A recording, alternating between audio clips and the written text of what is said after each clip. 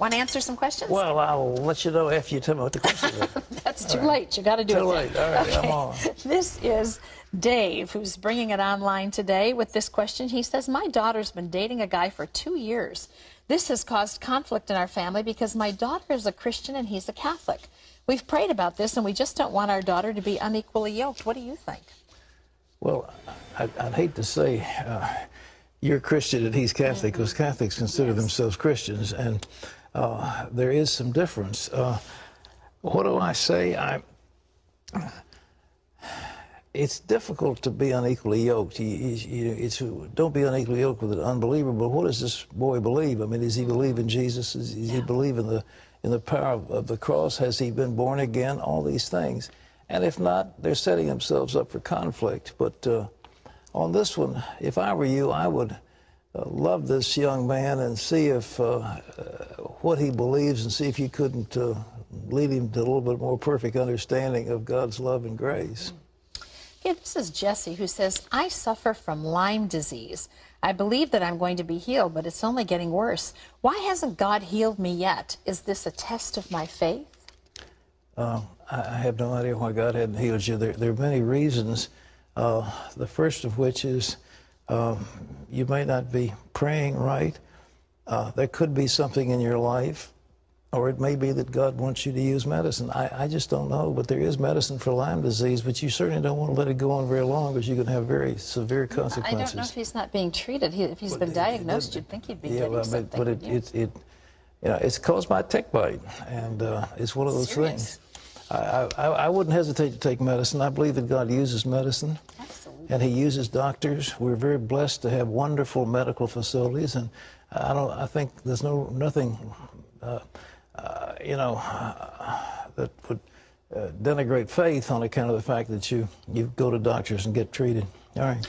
Hey, this is Karen, who says, I am deeply disturbed by the Norway shootings, especially because they were perpetrated by a Christian. Obviously, I think he's a sick and troubled man and did not represent Christianity as a whole. But can't we say the same thing about the Muslim jihadists? Can't we say that they, like the Norway shooter, only represent a lunatic fringe of their religion? No, I don't think we can say that, because if you read in the Quran, it tells you to smite the infidels. It tells you to wage war against the infidels. It says that there are two sides of the world. One is either the Dar al-Islam, which is the world of Islam. The other is Dar al-Harb, which is the world of war. And everybody who's not under Islam is at war. So the Quran teaches war and teaches jihad. The Bible teaches peace, teaches love, teaches the forgiveness of God. It's a totally different thing. I don't think that guy in Norway was a Christian. The Christian churches in Norway have all disavowed him. Yeah, actually, this morning on the news, they're saying that he was deranged and that he actually believes he's in some war and that he's acting out of that place. Yeah, so well, I mean, but he had all kinds of strange writings that don't reflect in any way in Christianity. What else?